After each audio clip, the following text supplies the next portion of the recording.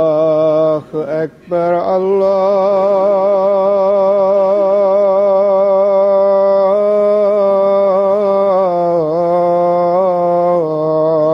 الله أكبر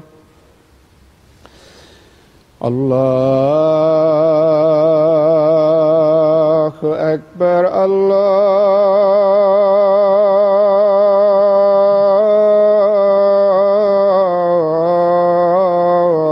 الله أكبر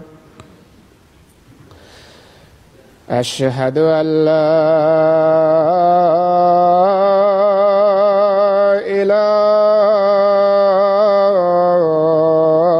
إله إلا الله أشهد أن لا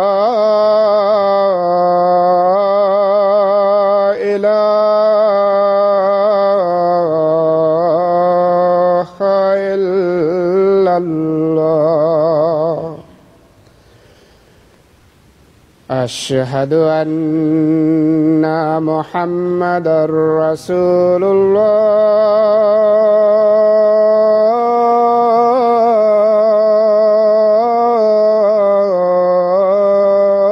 الله أشهد أن محمدًا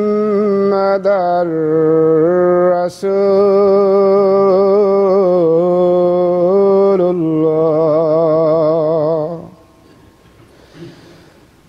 حي على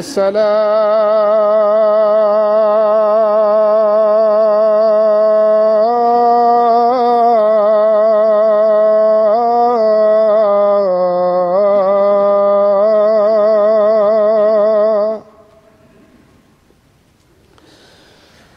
حي على الصلاة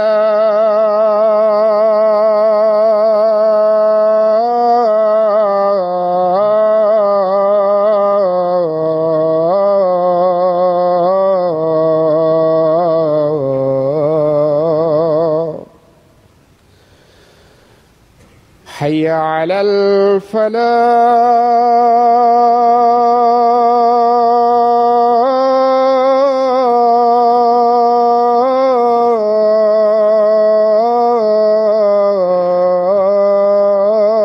الفلاح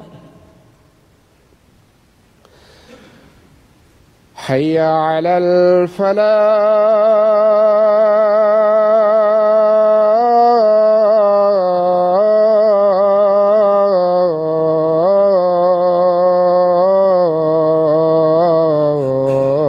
الفلاح الله أكبر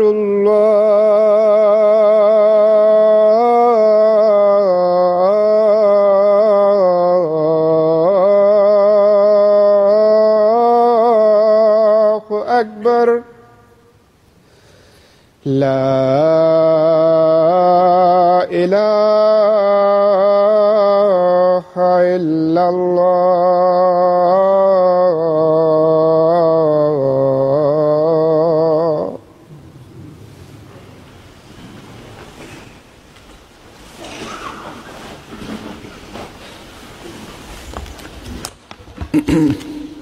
السلام عليكم ورحمة الله.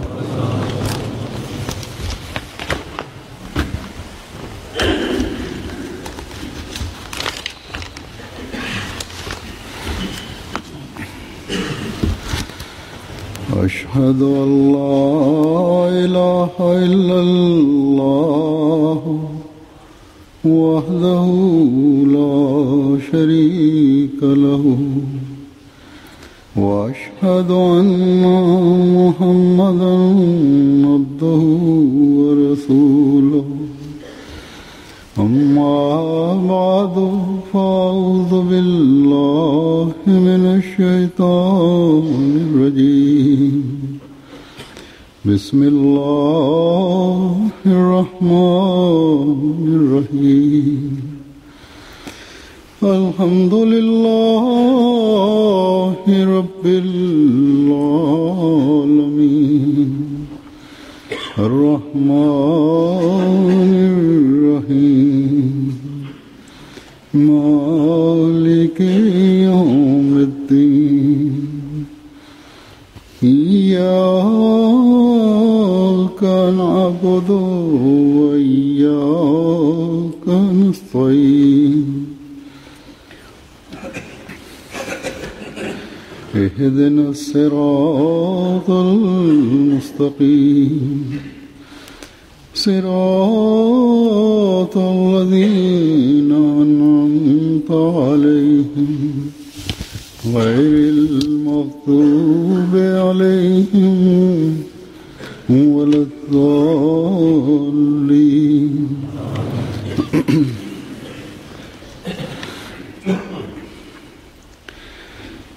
آج جماعت احمدیہ کے لیے انتہائی خوشی اور برکت کا دن ہے، جس میں جمعے کی برکات بھی شامل ہو گئی ہیں، کیونکہ آج کے دن آج سے تقریباً 123 سال پہلے قرآن کریم کی اسلام کی نشت ثانیہ کے لیے ایک عظیم پیشگوئی پوری ہوئی۔ اسی طرح حضرت صلی اللہ علیہ وسلم کی پیشگوئی آپ کی بتائی ہوئی تفصیلات کے ساتھ پوری ہوئی، اور مسیح موعود اور مہدی موعود کا ظہور ہوا، اور بیعت کے آغاز سے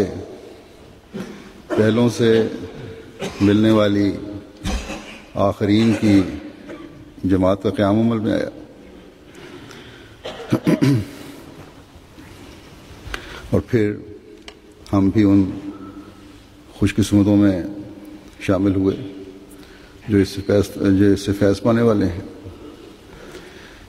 بس ہر احمدی کو جو حضرت مسیح موعود علیہ السلام کی بیعت کا دعوے دار ہے،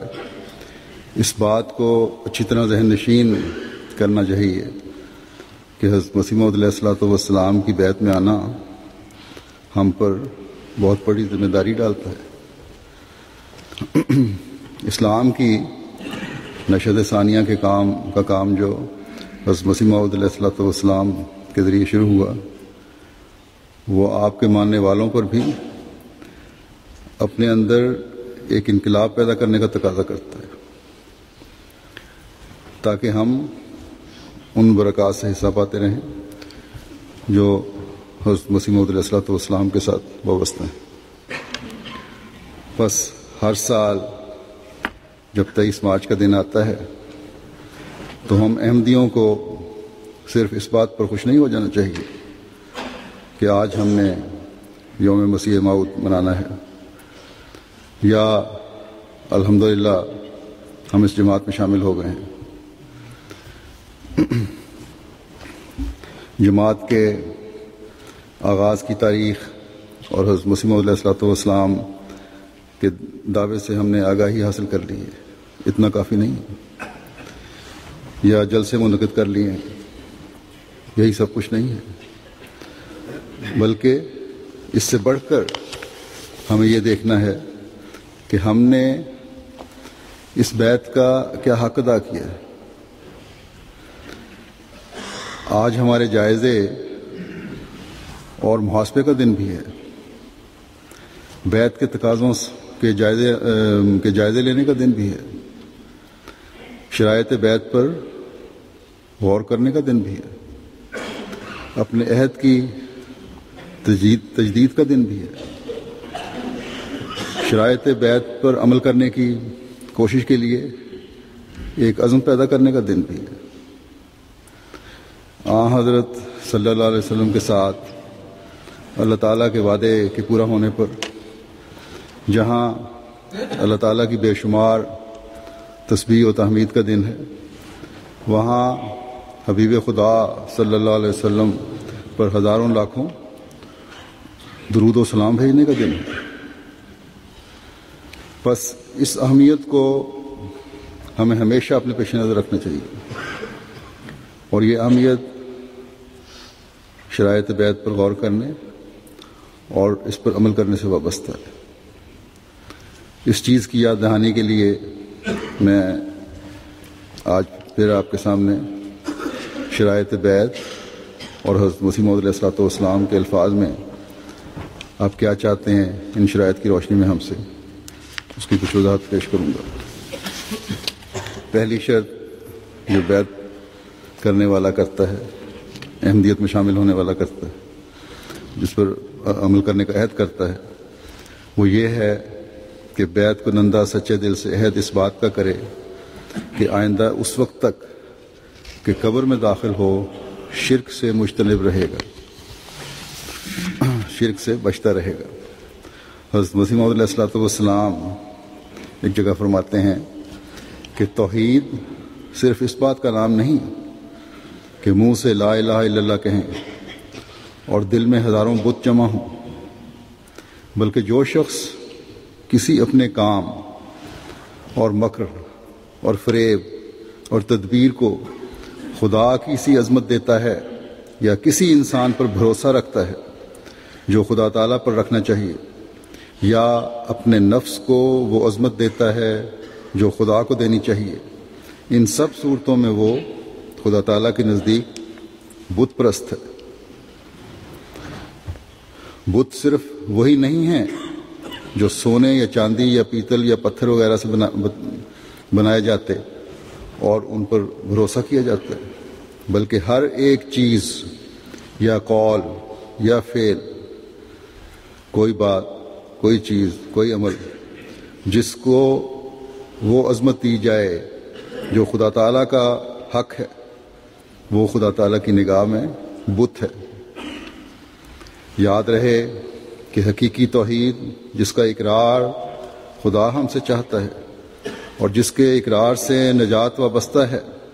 یہ ہے کہ خدا تعالیٰ کو اپنی ذات میں ہر ایک شریک سے، خواہ بت ہو، خواہ انسان ہو، خواہ سورج ہو یا چاند ہو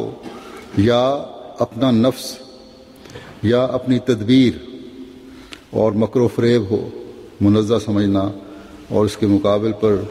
کوئی قادر تجویز نہ کرنا، کوئی رازق نہ ماننا، کوئی معز اور مذل خیال نہ کرنا، یعنی کوئی ایسا شخص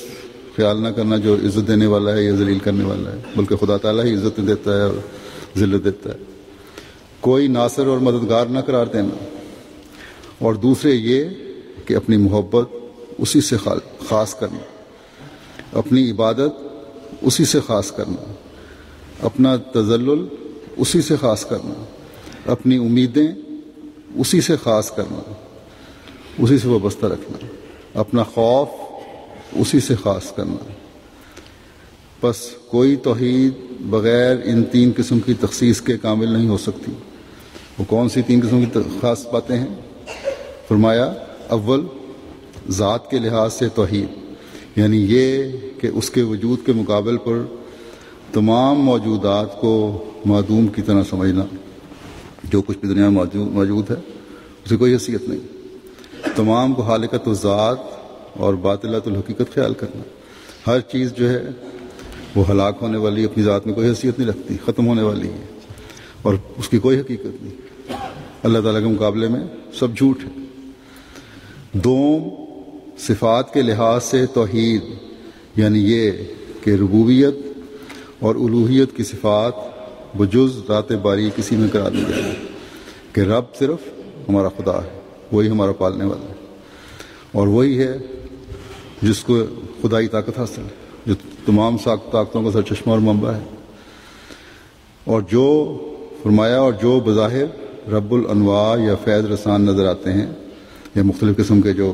پالنے والے نظر آتے ہیں یا جن سے ہم فائدہ اٹھاتے ہیں، یہ اسی کے ہاتھ کا ایک نظام یقین کرنا۔ یہ سب لوگ بھی جن سے بھی فائدہ دنیا میں مل رہا ہے ہمیں،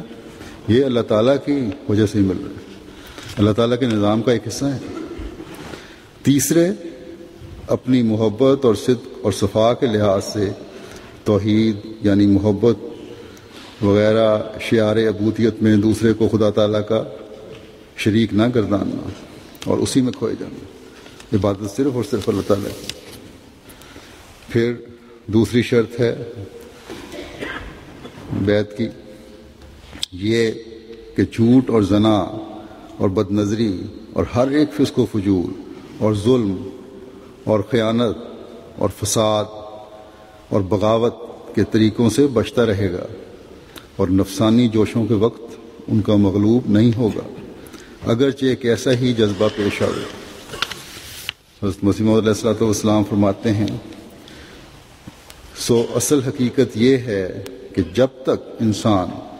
ان نفسانی اغراض سے علیحدہ نہ ہو جو راست گوئی سے روک دیتے ہیں، جو سچائی سے روکتے ہیں، تب تک حقیقی طور پر راست گو نہیں ٹھہر سکتا، کیونکہ اگر انسان صرف ایسی باتوں میں سچ بولے جن میں اس کا چنداں حرج نہیں، کوئی حرج نہیں، اور اپنی عزت یا مال یا جان کے نقصان کے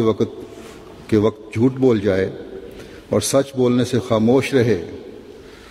تو اس کو دیوانوں اور بچوں پر کیا فوقیت ہے۔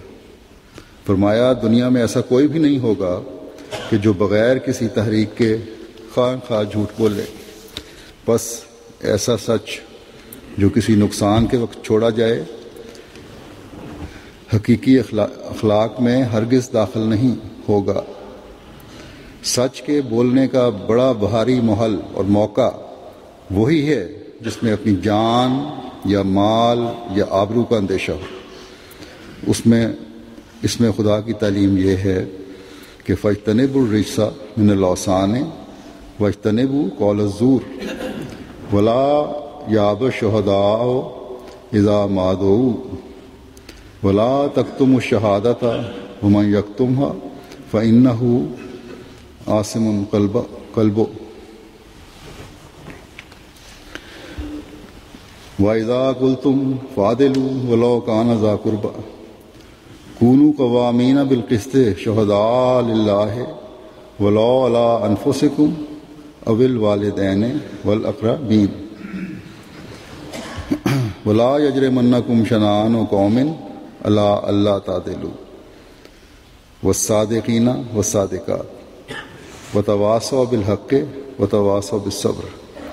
لا یشہدون الزور۔ اس کے ترجمے میں آپ فرماتے ہیں کہ بتوں کی پرستش اور جھوٹ بولنے سے پرہیز کرو، یعنی جھوٹ بھی ایک بت ہے جس پر بھروسہ کرنے والا خدا کا بھروسہ چھوڑ دیتا ہے، سو جھوٹ بولنے سے خدا بھی ہاتھ سے جاتا ہے۔ اور پھر فرمایا کہ جب تم سچی گواہی کے لیے بلائے جاؤ تو جانے سے انکار مت کرو اور سچی گواہی کو مت چھپاؤ، اور جو چھپائے گا اس کا دل گناہ گار ہے۔ اور جب تم بولو تو وہی بات منہ پر لاؤ جو سراسر سچ اور عدالت کی بات ہے، انصاف کی بات ہے، اگرچہ تم اپنے کسی قریبی پر گواہی دو، حق اور انصاف پر قائم ہو جاؤ، اور چاہیے کہ ہر ایک گواہی تمہاری خدا کے لیے ہو۔ جھوٹ مت بولو، اگر سچ بولنے سے تمہاری جانوں کو نقصان پہنچے یا اس سے تمہارے ماں باپ کو ضرر پہنچے یا اور قریبیوں کو جیسے بیٹے وغیرہ کو، اور چاہیے کہ کسی قوم کی دشمنی تمہیں سچی گواہی سے نہ روکے۔ سچے مرد اور سچی عورتیں بڑے بڑے اجر پائیں گے۔ ان کی عادت ہے کہ اوروں کو بھی سچ کی نصیحت دیتے ہیں اور جھوٹوں کی مجلسوں میں نہیں بیٹھتے۔ پھر آپ اس کے بارے میں مزید فرماتے ہیں کہ اس دوسری شرط میں بہت ساری باتیں شامل ہیں۔ فرمایا کہ زنا کے قریب مت جاؤ، یعنی ایسی تقریبوں سے دور رہو جن سے یہ خیال بھی دل میں پیدا ہو سکتا ہے، اور ان راہوں کو اختیار نہ کرو جن سے اس گناہ کے وقوع کا اندیشہ ہو۔ جو زنا کرتا ہے وہ بدی کو انتہا تک پہنچا دیتا ہے۔ آج کل جو ٹی وی پروگرام ہیں، بعض چینل ہیں، بعض انٹرنیٹ کے پہ آتے ہیں، یہ سب ایسی چیزیں ہیں جو ان برائیوں کی طرف لے جانے والی ہیں۔ نظر کا بھی دیکھ دینا ہے، اس سے بھی بچنا چاہیے۔ ہر ایسی چیز جو برائیوں کی طرف لے جانے والی ہے وہ اس سے فرمایا کہ بچو۔ فرمایا کہ زنا کی راہ بہت بری ہے، یعنی منزل مقصود سے روکتی ہے اور تمہاری آخری منزل کے لیے سخت خطرناک ہے۔ تمہاری منزل مقصود کیا ہونی چاہیے؟ اللہ تعالیٰ کی رضا، اور یہی آخری منزل ہے، اور اس کے راستے میں یہ روک بنتی چیز۔ پھر اسی دوسری شرط کے جو دوسری باتیں ہیں، بد نظری ہے اس میں، مثلا اس کے بارے میں فرمایا قرآن شریف نے جو کہ انسان کی فطرت کے تقاضوں اور کمزوریوں کو مد نظر رکھ کر حسب حال تعلیم دیتا ہے، کیا عمدہ مسلک اختیار کیا ہے؟ قل للمؤمنین یغضوا من ابصارہم ویحفظوا فروجہم ذالک ازکی لہم، کہ تو ایمان والوں کو کہہ دے کہ وہ اپنی نگاہوں کو نیچا رکھیں اور اپنے سوراخوں کی حفاظت کریں، یہ وہ عمل ہے جس سے ان کے نفوس کا تزکیہ ہوگا۔ فروج سے مراد صرف شرمگاہ ہی نہیں بلکہ ہر ایک سوراخ ہے جس میں کان وغیرہ بھی شامل ہیں، اور ان میں اس امر کی مخالفت کی گئی ہے کہ غیر محرم عورت کا راگ وغیرہ بھی سنا جائے۔ پھر یاد رکھو کہ ہزار تجارب سے یہ بات ثابت شدہ ہے کہ جن باتوں سے اللہ تعالیٰ روکتا ہے آخرکار انسان کو ان سے رکنا ہی پڑتا ہے۔ پھر آپ مزید فرماتے ہیں اسلام نے شرائط پابندی ہر دو عورتوں اور مردوں کے واسطے لازم کیے ہیں۔ پردہ کرنے کا حکم جیسا کہ عورتوں کو ہے، مردوں کو بھی ویسا ہی تاکیدی حکم ہے۔ غض بصر کا، نماز، روزہ، زکوٰۃ، حج، حلال و حرام کا امتیاز، خدا تعالیٰ کے احکام کے مقابلے میں اپنی عادات، رسم و رواج کو ترک کرنا وغیرہ وغیرہ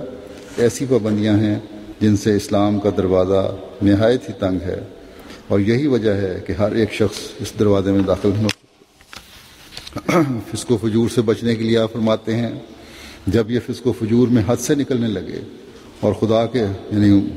مسلمانوں کے لوگ یا دوسرے مذہب کے لوگ اور خدا کے احکام کی حد تک اور شاعر اللہ سے نفرت ان میں آ گئی اور دنیا ان کی زیب و زینت میں ہی گم ہو گئے، تو اللہ تعالیٰ نے ان کو بھی اسی طرح، یہ مسلمانوں کو ذکر میں فرمایا، اسی طرح ہلاکو، چنگیز خان وغیرہ سے برباد کروایا۔ لکھا ہے کہ اس وقت یہ آسمان سے آواز آتی تھی، ایھا الکفار اقتلوا الفجار، یعنی اے کافرو فاجروں کو قتل کرو۔ غرض فاسق فاجر انسان خدا کی نظر میں کافر سے بھی ذلیل اور قابل نفرین ہے۔ پھر فساد سے بچنے کے بارے میں آپ فرماتے ہیں تمہیں چاہیے کہ وہ لوگ جو محض اس وجہ سے تمہیں چھوڑتے اور تم سے الگ ہوتے ہیں کہ تم نے خدا تعالیٰ کے قائم کردہ سلسلے میں شمولیت اختیار کر لی ہے، ان سے دنگا یا فساد مت کرو، بلکہ ان کے لیے غائبانہ دعا کرو کہ اللہ تعالیٰ ان کو بھی وہ بصیرت اور معرفت عطا کرے جو اس نے اپنے فضل سے تمہیں دی ہے۔ تم اپنے پاک نمونے اور عمدہ چال چلن سے ثابت کر دکھاؤ کہ تم نے اچھی راہ اختیار کی ہے۔ دیکھو میں اس امر کے لیے مامور ہوں کہ تمہیں بار بار ہدایت کروں کہ ہر قسم کے فساد اور ہنگامے کی جگہ سے بچتے رہو، اور گالیاں سن کر بھی صبر کرو۔ بدی کا جواب نیکی سے دو، اور کوئی فساد کرنے پر آمادہ ہو تو بہتر ہے کہ تم ایسی جگہ سے کھسک جاؤ اور نرمی سے جواب دو۔ جب میں یہ سنتا ہوں کہ فلاں شخص اس جماعت کا ہو کر کسی سے لڑا ہے، اس طریق کو میں ہرگز پسند نہیں کرتا، اور خدا تعالیٰ بھی نہیں چاہتا کہ وہ جماعت جو دنیا میں ایک نمونہ ٹھہرے گی وہ ایسی راہ اختیار کرے جو تقویٰ کی راہ نہیں ہے۔ بلکہ میں تمہیں یہ بھی بتا دیتا ہوں کہ اللہ تعالیٰ یہاں تک اس امر کی تائید کرتا ہے کہ اگر کوئی شخص اس جماعت میں ہو کر صبر اور برداشت سے کام نہیں لیتا تو وہ یاد رکھے کہ وہ اس جماعت میں داخل نہیں ہے۔ نہایت کار اشتعال اور جوش کی یہ وجہ ہو سکتی ہے۔ اپنے بارے میں فرماتے ہیں کہ مجھے لوگ گندی گالیاں دی جاتی ہیں، تو اس معاملے کو خدا کے سپرد کر دو، تم اس کا فیصلہ نہیں کر سکتے، میرا معاملہ خدا پر چھوڑ دو، تم ان گالیوں کو سن کر بھی صبر اور برداشت سے کام لو دشمنوں کے مقابلے میں۔ اور یہی پاکستان میں احمدیوں کو بار بار کہا جاتا ہے، کیونکہ وہاں اب انتہا کر دی ہے غلیظ قسم کی گالیوں کی لوگوں نے جو مسیح علیہ السلام کو دیتے ہیں۔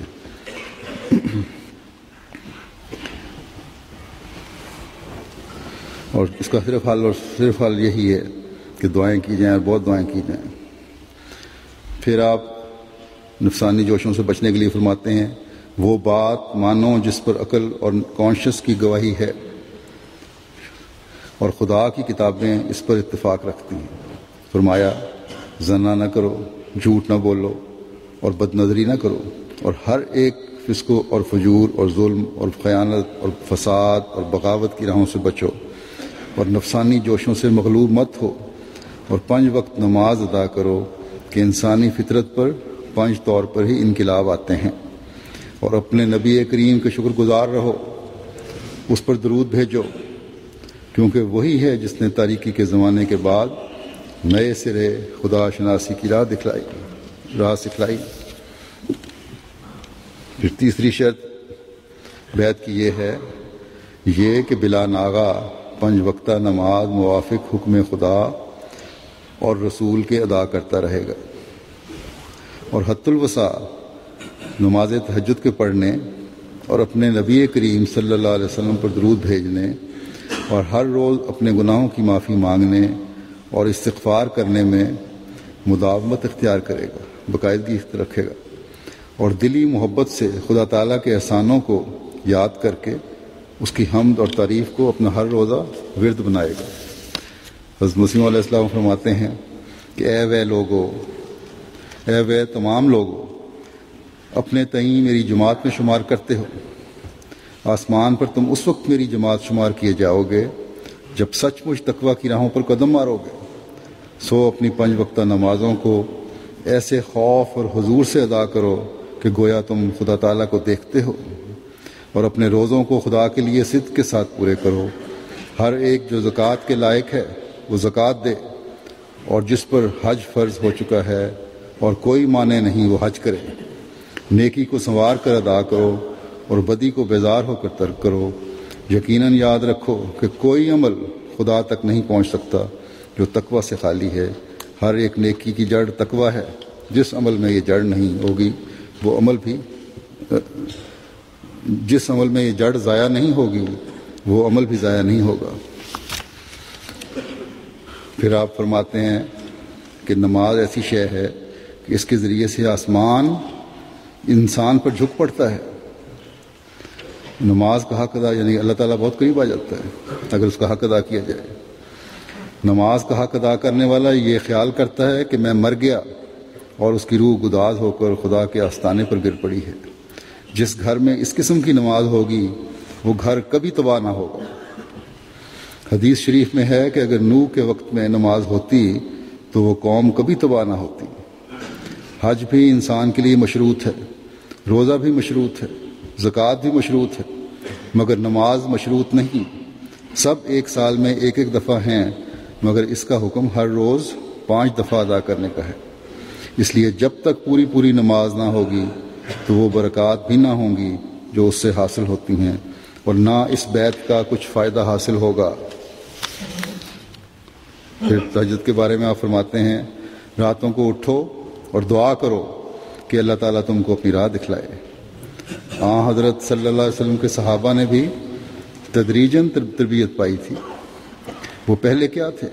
ایک کسان کی تخم ریزی کی طرح تھے۔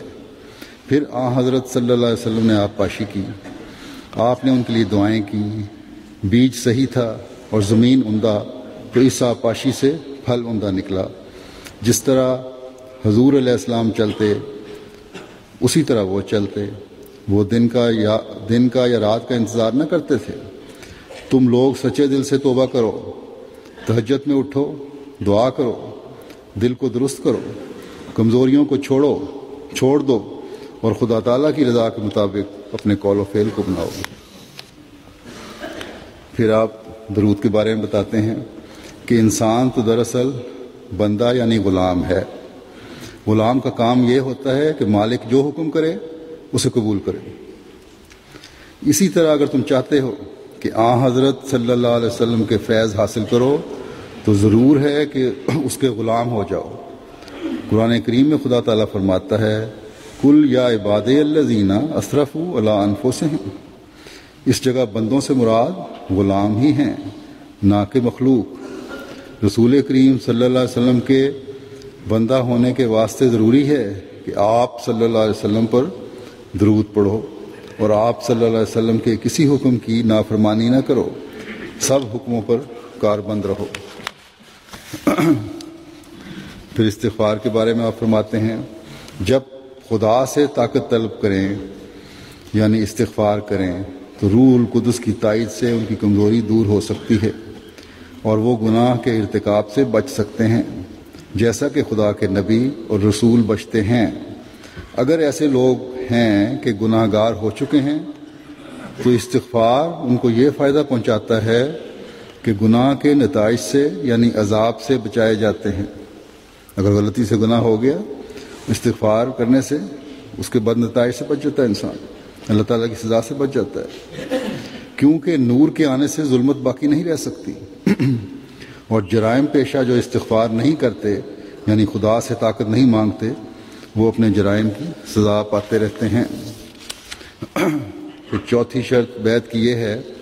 یہ کہ عام خلق اللہ کو عموماً اور مسلمانوں کو خصوصاً اپنے نفسانی جوشوں سے کسی نوع کی ناجائز تکلیف نہیں دے گا، نہ زبان سے، نہ ہاتھ سے، نہ کسی اور طرح سے۔ حضرت مسیح موعود علیہ السلام فرماتے ہیں، پہلا خلق ان میں سے عفو ہے، معاف کرنا ہے، یعنی کسی کے گناہ کو بخش دینا۔ اس میں ایصال خیر یہ ہے کہ جو گناہ کرتا ہے وہ ایک ضرر پہنچاتا ہے اور اس لائق ہوتا ہے اس کو بھی ضرر پہنچایا جائے، سزا دلائی جائے، قید کرایا جائے، جرمانہ کرایا جائے یا آپ ہی اس پر ہاتھ اٹھایا جائے، بس اس کو بخش دینا اگر بخش دینا مناسب ہو تو اس کے حق میں ایصال خیر ہے۔ اس میں قرآن شریف کی تعلیم یہ ہے، والکاظمین الغیظ والعافین عن الناس جزاء سیئۃ سیئۃ مثلھا فمن عفا واصلح فاجرہ علی اللہ، یعنی نیک آدمی وہ ہیں جو غصہ کھانے کے محل پر اپنا غصہ کھا جاتے ہیں اور بخشنے کے محل پر گناہ کو بخشتے ہیں۔ بدی کی جزا اس قدر بدی ہے جو کی گئی ہو، لیکن جو شخص گناہ کو بخش دے اور ایسے موقع پر گناہ کو بخش دے کہ اس سے کوئی اصلاح ہوتی ہو، کوئی شر پیدا نہ ہوتا ہو، یعنی عین عفو کے محل پر ہو نہ غیر محل پر، یعنی اس کا فائدہ ہو بخشنے کا، تو اس کا وہ بدلہ پاوے گا۔ پھر فرمایا کہ انسان کو چاہیے شوق نہ ہو، بے حیائی نہ کرے، مخلوق سے بدسلوکی نہ کرے، محبت اور نیکی سے پیش آوے،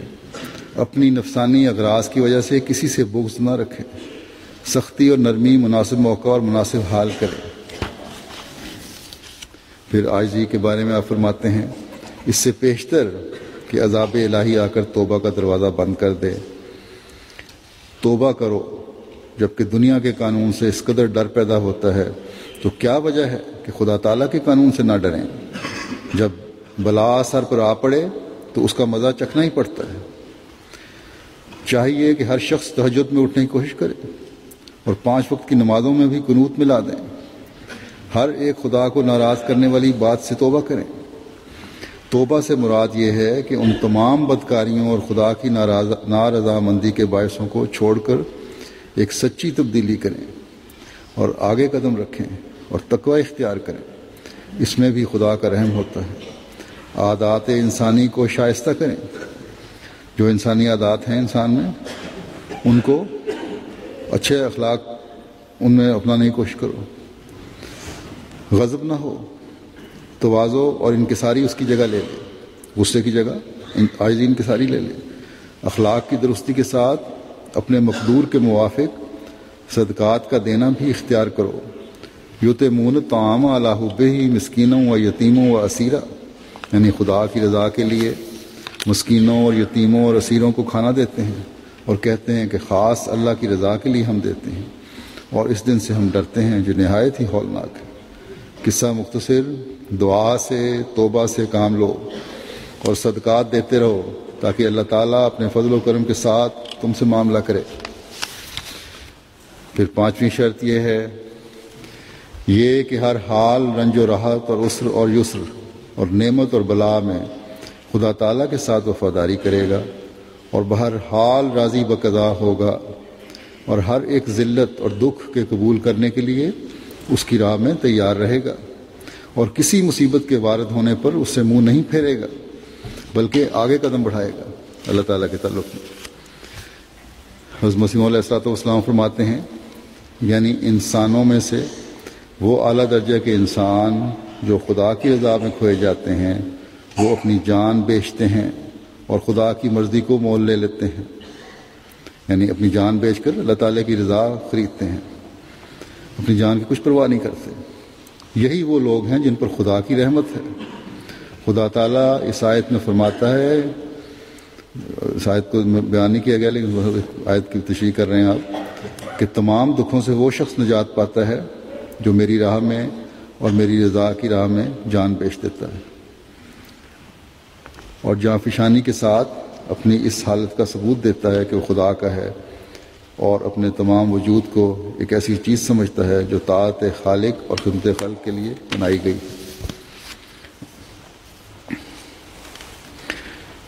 پھر خدا کا پیار حاصل کرنے کے لیے آپ فرماتے ہیں کہ خدا کا پیارا بندہ اپنی جان خدا کی راہ میں دیتا ہے اور اس کے عوض میں خدا کی مرضی خرید لیتا ہے۔ وہی لوگ ہیں جو خدا کی رحمت خاص کے مورث ہیں۔ پھر فرماتے ہیں خدا تعالیٰ سے وفاداری کے تعلق میں کہ ہر مومن کا یہی حال ہوتا ہے کہ اگر وہ اخلاص اور وفاداری سے اس کا ہو جاتا ہے تو خدا تعالیٰ اس کا ولی بنتا ہے، لیکن اگر ایمان کی عمارت بوسیدہ ہے تو پھر بے شک خطرہ ہوتا ہے۔ ہم کسی کے دل کا حال تو جانتے ہی نہیں، لیکن جب خالص خدا ہی کا ہو جاوے تو خدا تعالیٰ اس کی خاص حفاظت کرتا ہے، اگرچہ وہ سب کا خدا ہے، مگر جو اپنے آپ کو خاص کرتے ہیں ان پر خاص تجلی کرتا ہے، اور خدا کے لیے خاص ہونا یہی ہے کہ نفس بالکل چکنا چور ہو کر اس کا کوئی ریزہ باقی نہ رہ جائے۔ اس لیے میں بار بار اپنی جماعت کو کہتا ہوں کہ بیت پر ہرگز ناز نہ کرو، اگر دل پاک نہیں ہے ہاتھ پر ہاتھ رکھنا کیا فائدہ دے گا، یعنی بیت کے لیے ہاتھ آگے بڑھانا کیا فائدہ دے گا، مگر جو سچا اقرار کرتا ہے اس کے بڑے بڑے گناہ بخشے جاتے ہیں اور اس کو ایک نئی زندگی ملتی ہے۔ پھر چھٹی شرط یہ ہے کہ اتباع رسم اور مطابقت ہوا و حوث سے باز آ جائے گا اور قرآن شریف کی حکومت کو بکلی اپنے سر پر قبول کرے گا،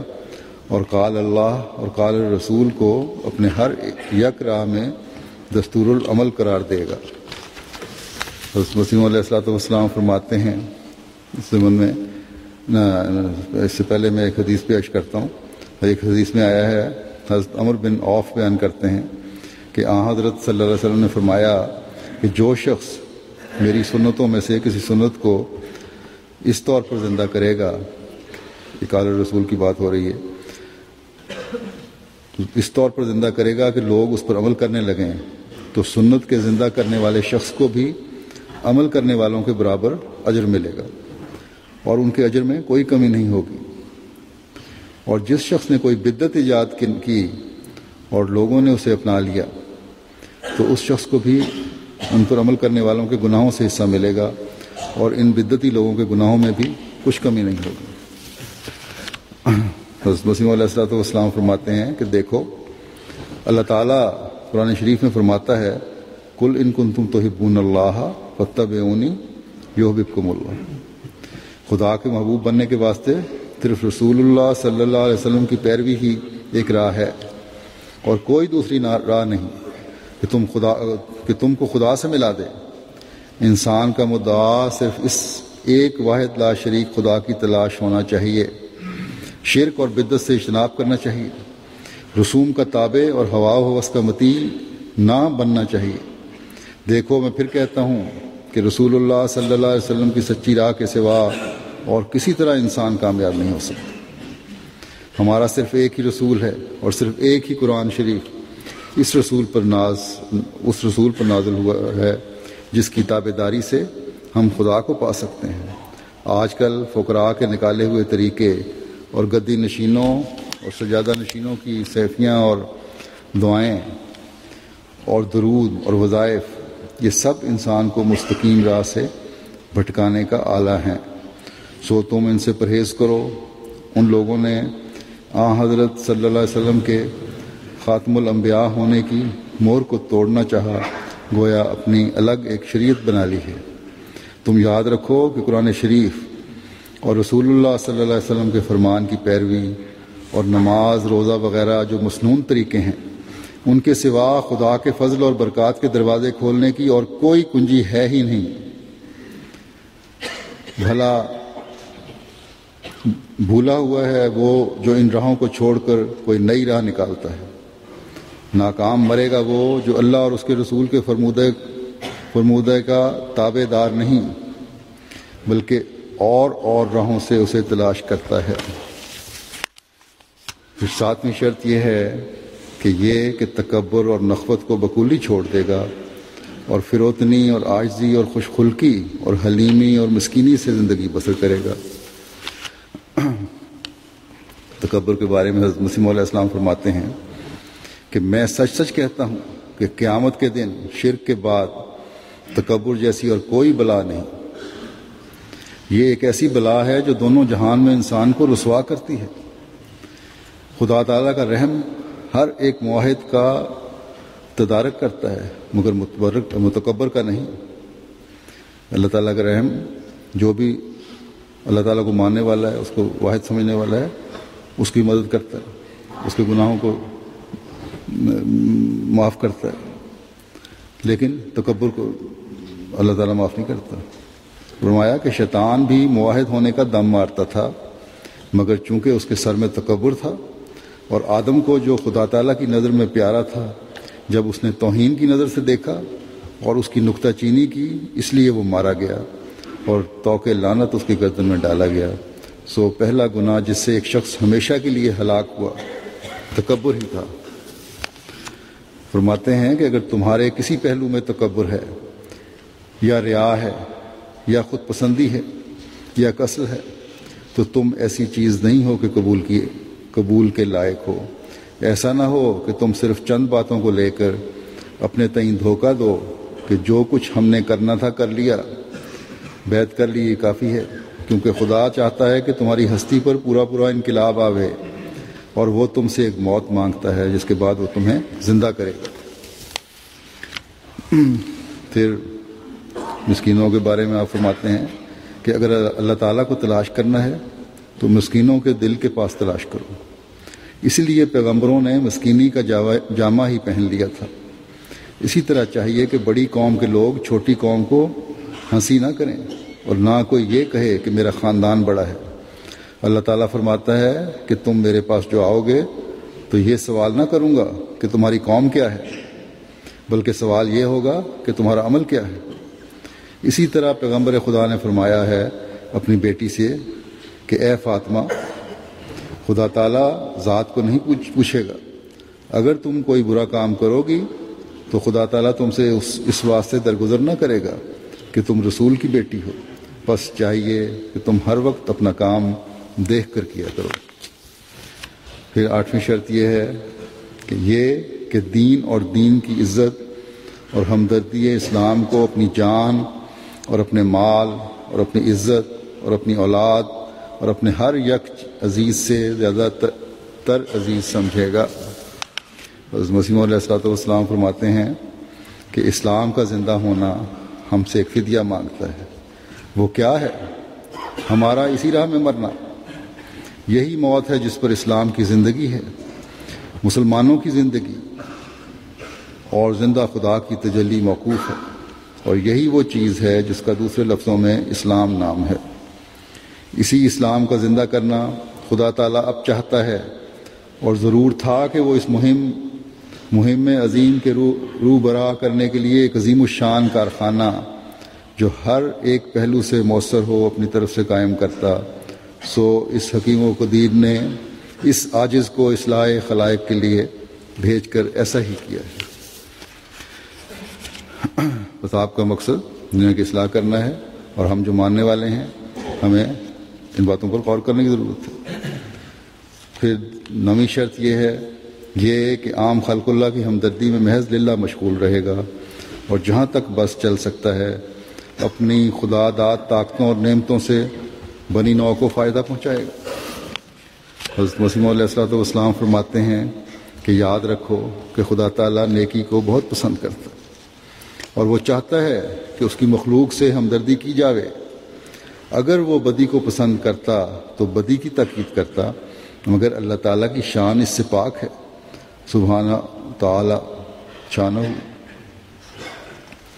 بس تم جو میرے ساتھ تعلق رکھتے ہو، یاد رکھو کہ تم ہر شخص سے، خواہ وہ کسی مذہب کا ہو، ہمدردی کرو اور بلا تمیز ہر ایک سے نیکی کرو، کیونکہ یہی قرآن شریف کی تعلیم ہے۔ وَيُطْعِمُونَ الطَّعَامَ عَلَىٰ حُبِّهِ مِسْكِینًا وَیتیمًا وَاسِیرًا۔ وہ اسیر اور قیدی جو آتے تھے اکثر کفار ہی ہوتے تھے۔ اب دیکھ لو کہ اسلام کی ہمدردی کی انتہا کیا ہے۔ میری رائے میں کامل اخلاقی تعلیم بجز اسلام کے اور کسی کو نصیب ہے ہی نہیں۔ پھر آپ فرماتے ہیں مجھے بہت ہی رنج ہوتا ہے جب میں آئے دن یہ دیکھتا اور سنتا ہوں کہ کسی سے یہ سرزد ہوا اور کسی سے وہ۔ میری طبیعت ان باتوں سے خوش نہیں ہوتی۔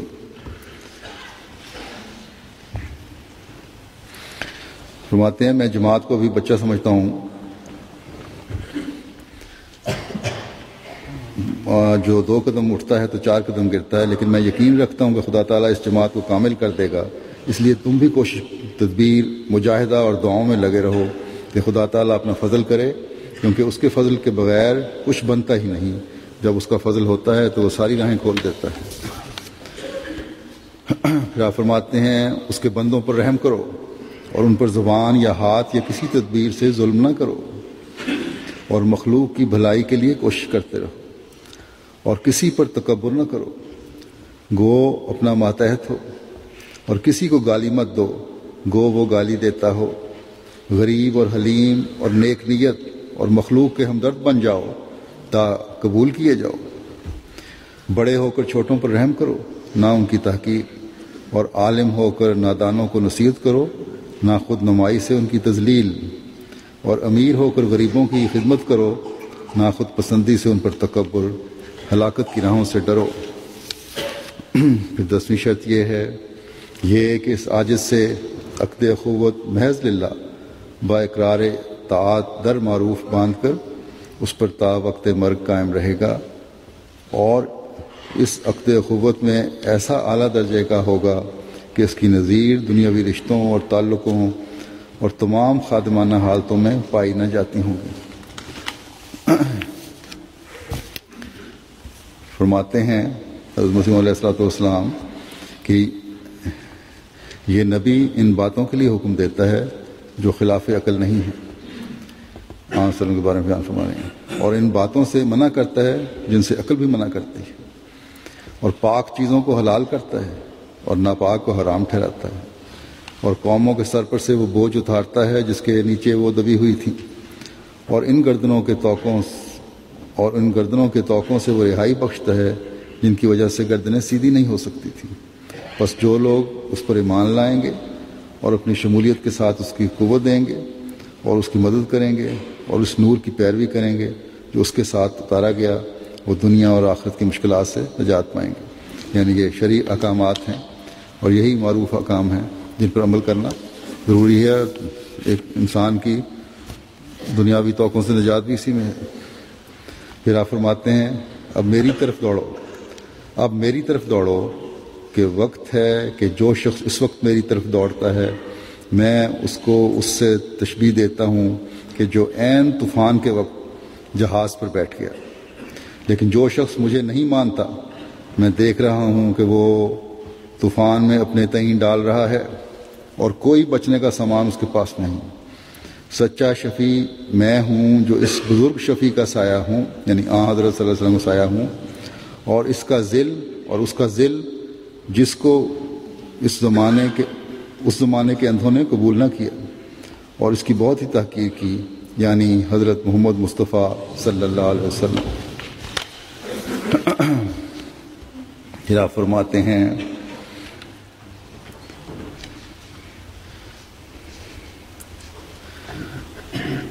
اور تم، اب ہمیں نصیحت کرتے ہوئے آخر میں بیان ہے،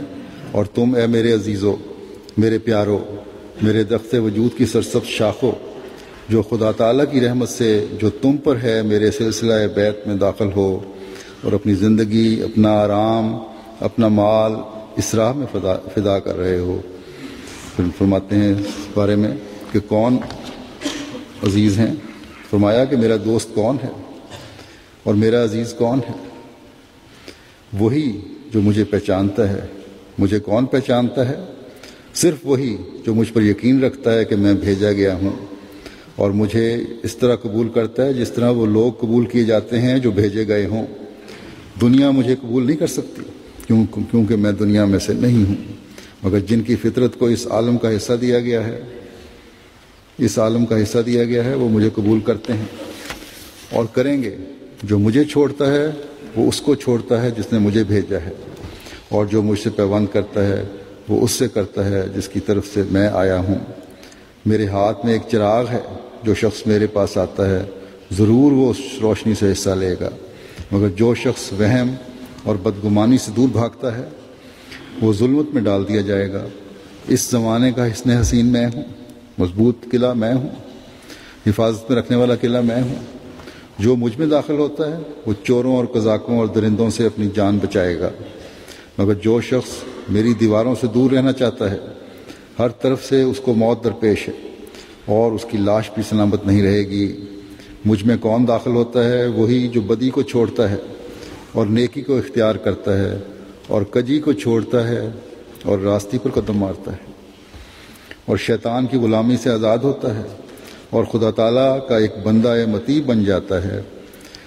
ہر ایک جو ایسا کرتا ہے وہ مجھ میں ہے اور میں اس میں ہوں، مگر ایسا کرنے پر فقط وہی قادر ہوتا ہے جس کو خدا تعالیٰ نفس مزکی کے سائے میں ڈال دیتا ہے۔ تب وہ اس کے نفس کی دوزخ کے اندر اپنا پیر رکھ دیتا ہے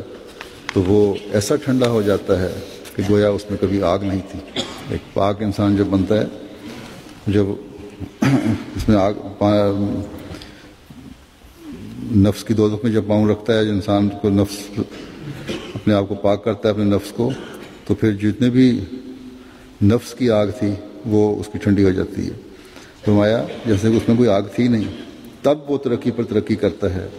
اور یہاں تک کہ خدا تعالیٰ کی روح اس میں سکونت کرتی ہے اور ایک تجلی خاص کے ساتھ رب العالمین کا استواء اس کے دل پر ہوتا ہے، یعنی اللہ تعالیٰ اس کے دل پر اپنا عرش قائم کرتا ہے۔ تب پرانی انسانیت اس کی جل کر ایک نئی اور پاک انسانیت اس کو عطا کی جاتی ہے، اور خدا تعالیٰ بھی ایک نیا خدا ہو کر نئے اور خاص طور پر اس سے تعلق پکڑتا ہے، اور بہشتی زندگی کا تمام پاک سامان اسی عالم میں اس کو مل جاتا ہے۔ بس یہ وہ تعلیم اور خواہشات ہیں جس پر چلنے اور پورا کرنے کی حضرت مسیح موعود علیہ السلام نے ہم سے توقع کی ہے۔ حقیقی بیت کنندہ کا یہ معیار مقرر کیا ہے۔ بس آج کے دن ہمیں اپنے جائزے لینے کی ضرورت ہے کہ کیا ہم ان شرائط پر اپنی زندگیاں گزارنے کی کوشش کر رہے ہیں۔ اللہ تعالیٰ ہماری کمزوریوں اور غلطیوں کو معاف فرمائے، انہیں دور فرمائے، اور ہمیں اپنے اندر پاک تبدیلیاں پیدا کرنے کی توفیق عطا فرمائے۔ اگر کوئی نیکیاں ہمارے اندر ہیں تو ان کے معیار پہلے سے بلند ہوتے چلے جائیں۔ اللہ تعالیٰ ان کو بلند کرنے کی ہمیں توفیق عطا فرمائے تاکہ ہم حضرت مسیح موعود علیہ السلام کی بیعت کے مقصد کو پورا کرنے والے بن سکیں۔ آج میں نے احتیاطاً رکھ لیے تھے کچھ نوٹس پاکستان کے حوالے سے۔ پاکستان میں بھی 23 مارچ کو یوم پاکستان منایا جا رہا ہے، اور اس حوالے سے بھی پاکستانی احمدیوں کو میں کہوں گا کہ دعا کریں کہ جس دور سے آج کل ملک گزر رہا ہے وہ انتہائی خطرناک ہیں۔ اللہ تعالیٰ اس ملک کو بچائے، احمدیوں کی خاطر ہی اس کو بچائے، کیونکہ احمدیوں نے اس ملک کو بچانے کی خاطر بہت دعائیں کی ہیں، لیکن پھر بھی یہی کہا جاتا ہے۔ اس لیے چند اقتباسات بھی میں، چند حقائق بھی میں پیش کروں گا کہ احمدی کس حد تک اس ملک کے بنانے میں اپنا کردار ادا کرتے رہے۔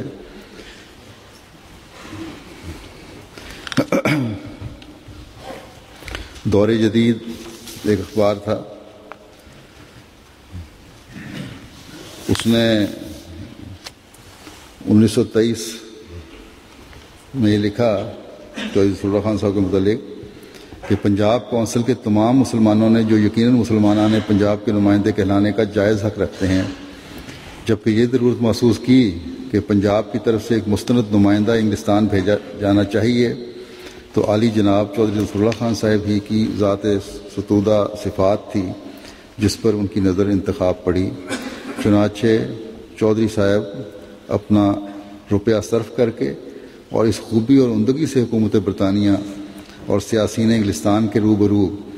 یہ مسائل پیش کیے جس کے مدعا نہ صرف مسلمانوں نے پنجاب ہوئے بلکہ حکومت بھی کافی حد تک متاثر ہوئی۔ یہ وہ واقعات ہیں اور وہ روشن حقائق ہیں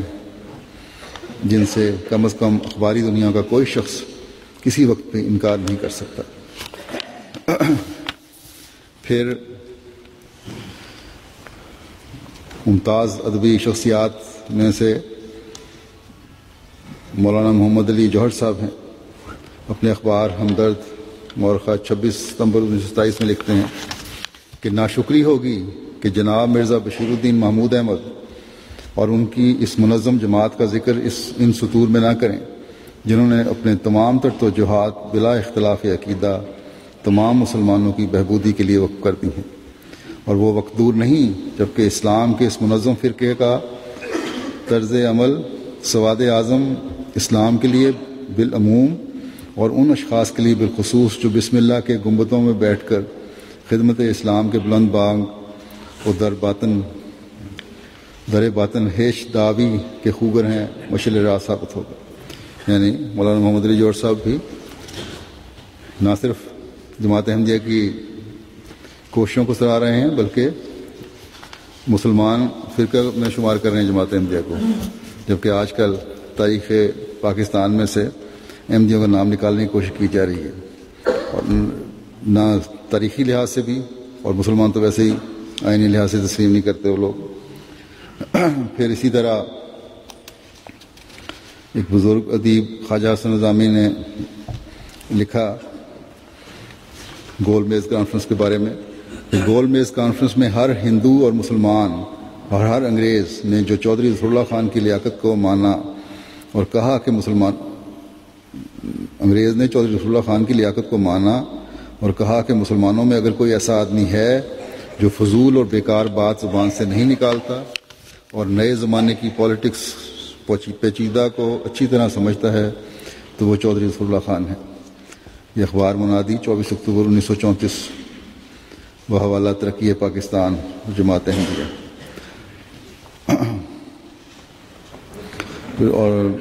پھر ڈاکٹر عاشق حسین بٹالوی صاحب لکھتے ہیں کہ گول میز کانفرنس کے مسلمان مندوبین میں سے سب سے زیادہ کامیاب آغا خان اور چودھری ظفر اللہ خان ثابت ہوئے۔ یہ بھی ایک کتاب ہے اقبال کے آخری 2 سال، اور یہ بھی ناشر اقبال اکیڈمی پاکستان ہے۔ پھر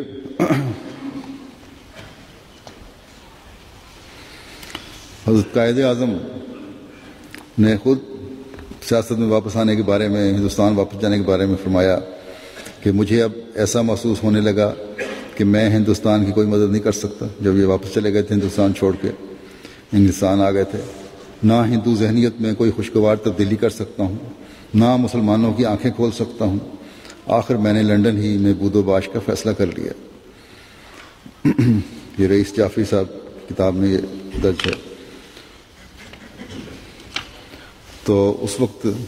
جماعت احمدیہ نے ان کو واپس لانے کی کوشش کی۔ خلیفۃ المسیح ثانی رضی اللہ تعالیٰ عنہ نے امام مسجد لنڈن مولانا عبدالرحیم درز صاحب کو بھیجا کہ قائد اعظم پر زور ڈالیں کہ وہ واپس آئیں اور مسلمانوں کو رہنمائی کریں تاکہ ان کے حق ادا ہو سکیں۔ آخر قائد اعظم ہندوستان واپس گئے اور مسلمانوں کی خدمت پر کمر بستہ ہونے کی حامی بھر لی، اور بے ساختہ انہوں نے یہ کہا کہ the eloquent persuasion of the امام left me no escape، یعنی امام مسجد لنڈن کی جو فصیح و بلیغ اور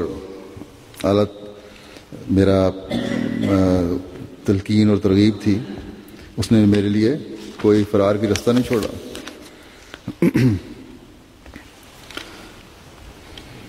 پھر مشہور صحافی جناب محمد شفیع جو میم شین کے نام سے مشہور ہیں، لکھتے ہیں کہ یہ مسٹر لیاقت علی خان اور مولانا عبدالرحیم درد امام لنڈن ہی تھے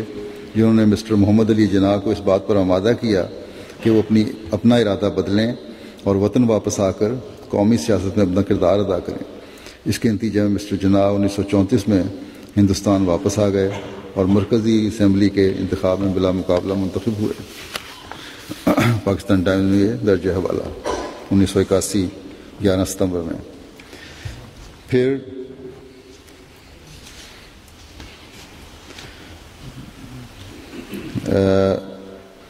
جو اشد مخالفین تھے انہوں نے بھی ایک اعتراف کیا۔ چنانچہ مجلس احرار نے مسلم لیگ اور مرزائیوں کی آنکھ مچولی پر مختصر تبصرہ کے عنوان سے ایک کتابچہ 1946 میں شائع کیا، جس میں صاف طور پر لکھا کہ مسٹر جناح نے کوئٹہ میں تقریر کی اور مرزا محمود کی پالیسی مسلم لیگ کی حمایت کرنے کی کا جو تھا اس کو سراہا۔ اس کے بعد جب سینٹرل وسطی کے الیکشن شروع ہوئے تو تمام مرزائیوں نے مسلم لیگ کو ووٹ دیے۔ مشہور اہل حدیث عالم مولوی میر ابراہیم سیال کوٹی اپنی کتاب پیغام ہدایت و تائید پاکستان اور مسلم لیگ میں لکھتے ہیں کہ احمدیوں کا اسلامی جھنڈے کے نیچے آ جانا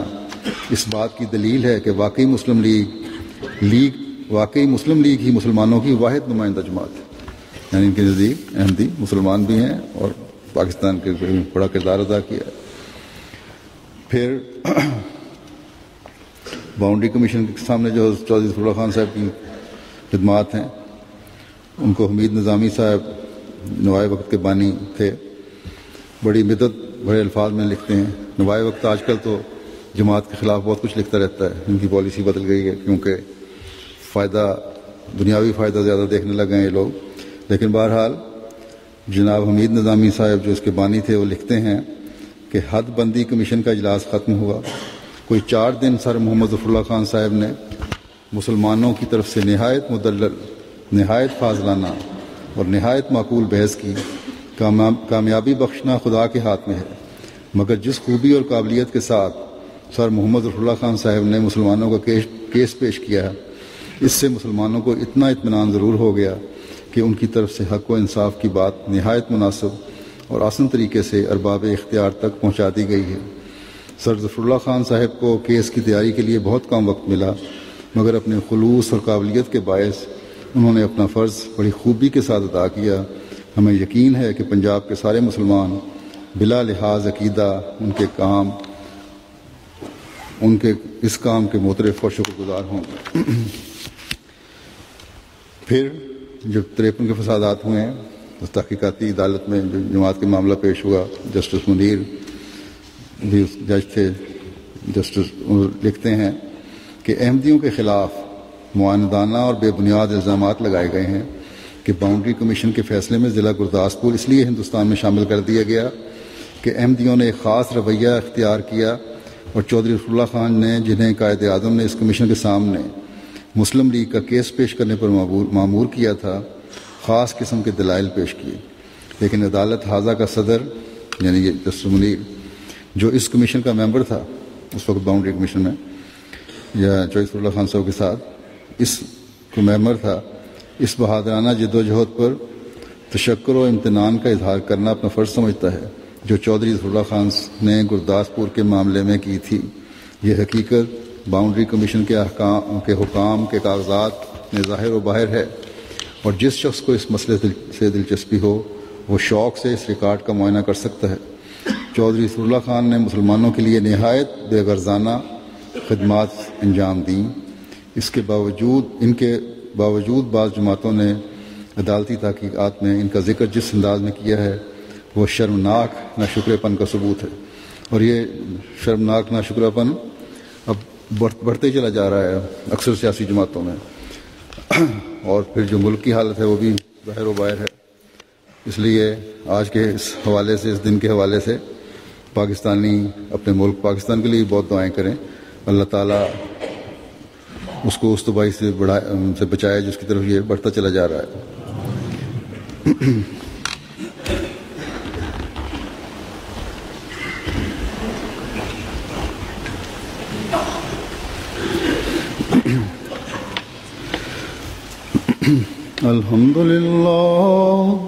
الحمد لله نحمده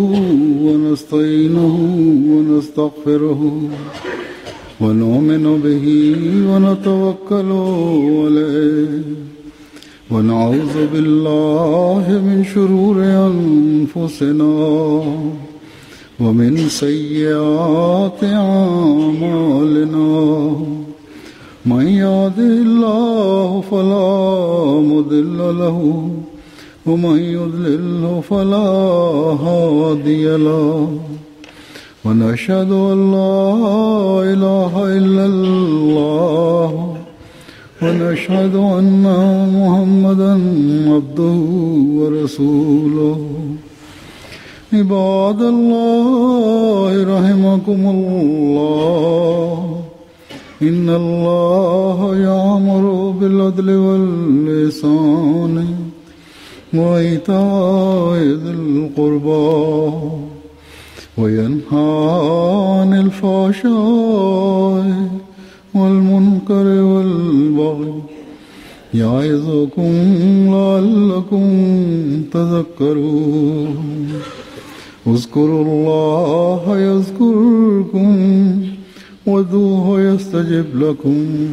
ولذكر الله